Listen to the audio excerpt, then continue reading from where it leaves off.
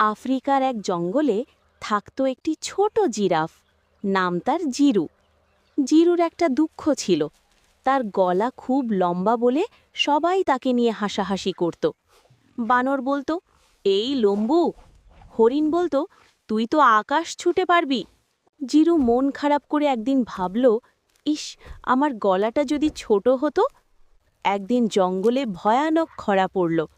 সব নিচের গাছের পাতা শুকিয়ে গেল। হরিণ, খরগোশ, ছাগল সবাই খাবার না পেয়ে কষ্টে পড়ল। কিন্তু জিরু দেখল উঁচু গাছের মাথায় এখনও সবুজ পাতা আছে। তার লম্বা গলা দিয়ে সে সহজেই সেই পাতা খেতে পারল। শুধু তাই নয়, সে নিজের মুখে পাতা এনে নিচের প্রাণীদেরও খেতে দিল। সবাই অবাক হয়ে গেল। যে জিরাফকে সবাই হাসত, সেই জিরাফই আজ সবার প্রাণ বাঁচালো। সেদিন জিরু বুঝল, যে জিনিসটা আমাদের আলাদা করে সেটাই একদিন আমাদের শক্তি হয়ে দাঁড়ায়। নিজের বিশেষত্বকে কখনো ছোট ভাববে না।